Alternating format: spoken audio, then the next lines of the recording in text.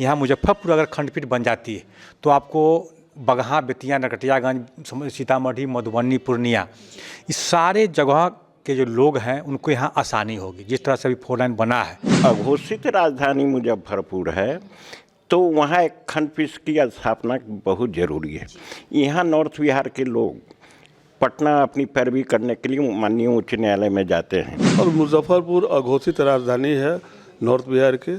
मुजफ्फरपुर में उच्च न्यायालय के का खंडपीठ का बहुत ही आवश्यकता है। नॉर्थ बिहार के औद्योगिक राजधानी है मुजफ्फरपुर, ये एक एडिशनल बेंच हाईकोर्ट का डिज़र्व करता है मुजफ्फरपुर।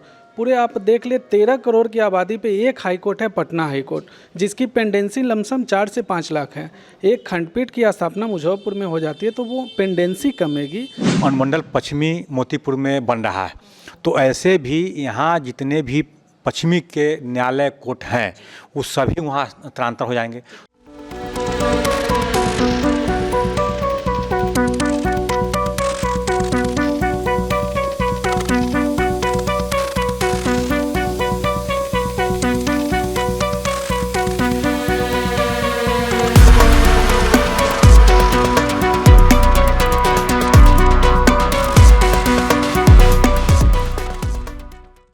नमस्कार, फर्स्ट लुक बिहार में मैं निशा श्री आप तमाम दर्शकों का स्वागत करती हूं। और आज हम आपके सामने जिस मुद्दे पर चर्चा करने के लिए जा रहे हैं वो है कि बिहार में जो है वो एक हाई कोर्ट है और पूरा वही जो है वो पूरे बिहार के मामलों को देखती है। लेकिन जो बिहार के अगर हम कहें एक तरह से उपराजधानी के रूप में अगर हम जाने तो मुजफ्फरपुर जिला जो है हमारा, उसको हम एक तरह से अघोषित रूप से एक उपराजधानी मानते हैं। और यहाँ पर भी अच्छे खासे मामलात जो हैं वो हैं। और इसमें हम देखते हैं कि पटना की दूरी की वजह से पूरे अलग अलग ज़िले जहाँ पे 400-400 किलोमीटर की दूरी है, उनको अपने मामले को की कार्रवाई अगर उनको हाईकोर्ट में करवानी है उसके लिए उनको जाना पड़ता है पटना तक। और ऐसे में अच्छा खासा लोड पटना हाईकोर्ट पर पड़ता है। तो इसके लिए प्रावधान भी दिए गए हैं कि किस तरह से अतिरिक्त बेंच जो है वो स्थापित किए जाना चाहिए।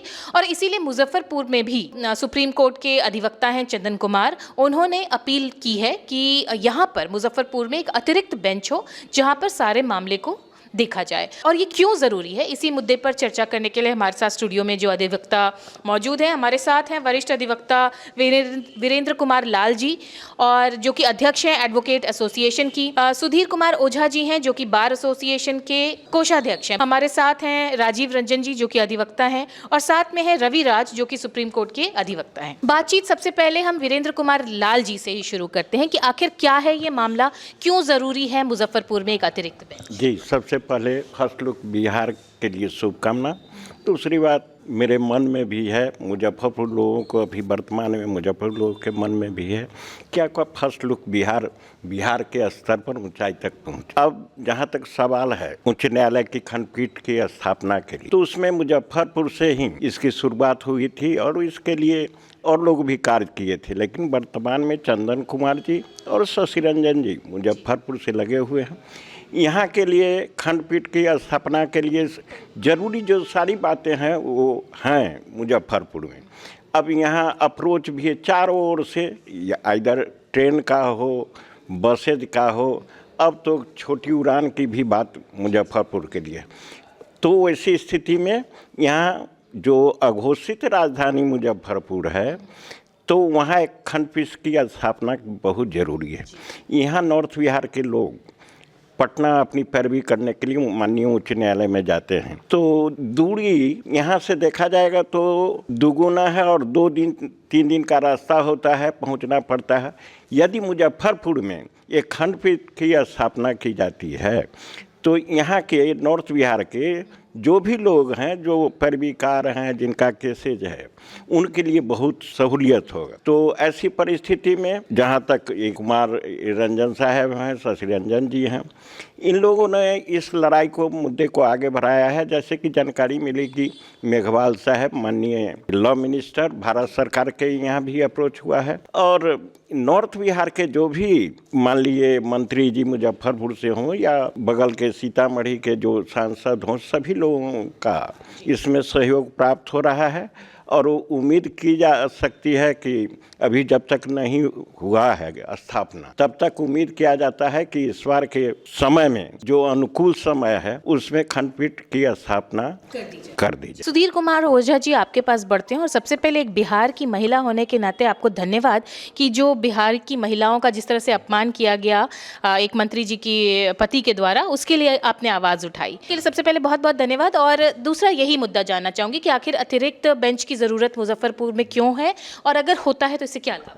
देखिए, सब प्रथम फर्स्ट लुक बिहार के जो आपका चैनल है जो कि बढ़ चढ़ करके इस मुद्दा को आगे ले जा रही है, तो मैं उसके लिए धन्यवाद बधाई देता हूँ।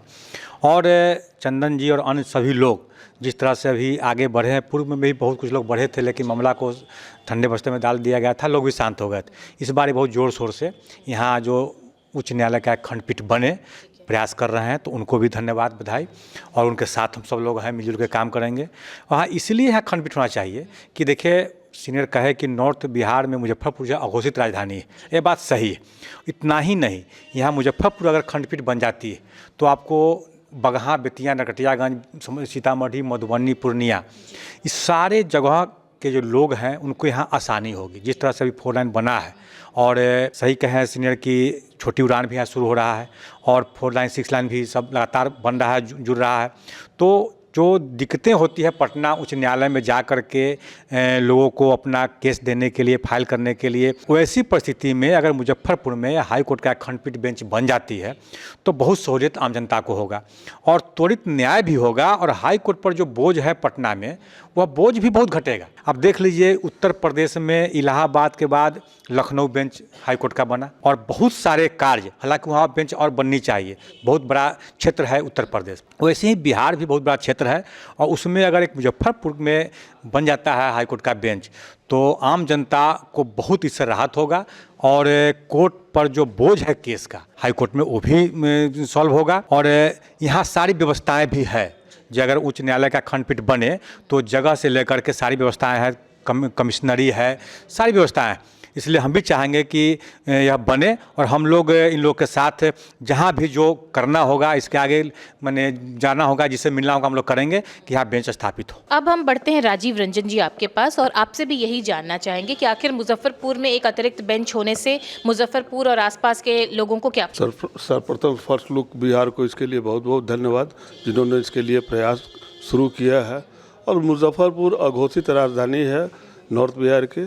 मुजफ्फरपुर में उच्च न्यायालय के का खंडपीठ का बहुत ही आवश्यकता है। नॉर्थ बिहार के सारे जो पूर्णिया, कटिहार, सीतामढ़ी, शिवहर, नरकटियागंज, उन लोगों को आराम होगा, अपना केस भी यहाँ फाइल करेंगे, उन लोगों को बहुत इसमें आसानी होगा। और सभी बातें जो हमारे सीनियर लोगों ने बता ही दिया। रविराज जी, आपसे जानना चाहेंगे, आप इस मुहिम के साथ जुड़े हुए और लगभग 6 महीने का फील्ड वर्क आपने इस मामले में किया हुआ है और तब आप मीडिया के माध्यम से ये लोगों को अवेयरनेस एक तरह से आप फैला रहे हैं। और जैसा अभी सुधीर ओझा जी ने कहा कि यहाँ पे स्थापित करना आसान होगा क्योंकि एक तरह से सेटअप काफ़ी हद तक हमारे लिए मौजूद है, आप बताइए इसको। सबसे पहले तो फर्स्ट लुक को धन्यवाद इस इशू को और आगे बढ़ाने के लिए। और जैसा कि मैंने आपको पहले भी बताया था कि सर्वोच्च न्यायालय के अधिवक्ता चंदन कुमार के द्वारा भारत के मुख्य न्यायाधीश को 10 नवंबर को एक पत्र प्रेषित किया गया था हाई कोर्ट के खंडपीठ की स्थापना मुजफ्फरपुर के लिए। जैसा कि सुधीर भैया ने बताया कि यहाँ बनना ही चाहिए, तो ये औद्योगिक राजधानी है मुजफ्फरपुर, ये एक एडिशनल बेंच हाई कोर्ट का डिज़र्व करता है मुजफ्फरपुर। पूरे आप देख ले 13 करोड़ की आबादी पे एक हाई कोर्ट है पटना हाई कोर्ट, जिसकी पेंडेंसी लमसम 4 से 5 लाख है। एक खंडपीठ की स्थापना मुजफ्फरपुर में हो जाती है तो वो पेंडेंसी कमेगी, लोगों को त्वरित न्याय मिलेगा।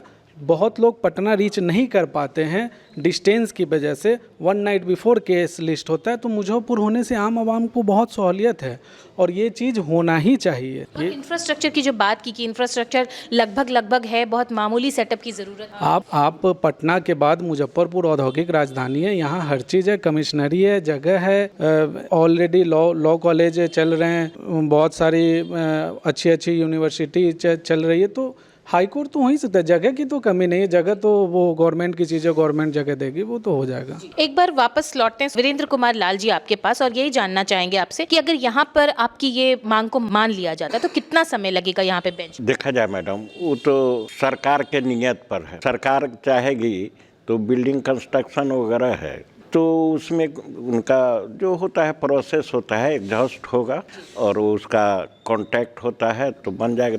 तो सरकार के नियत पर है मैडम। अच्छा, यहाँ पे जो विद्यार्थी, जैसे अभी बात आई ना, रविराज जी ने कहा कि यहाँ पे बहुत सारे लॉ कॉलेज हैं, तो स्टूडेंट्स के लिए कितना बेनिफिशियल होगा ये? स्टूडेंट के लिए भी बेनिफिशियल होगा और जो लिटिगेंट है मैडम उनके लिए भी, दोनों के लिए भी।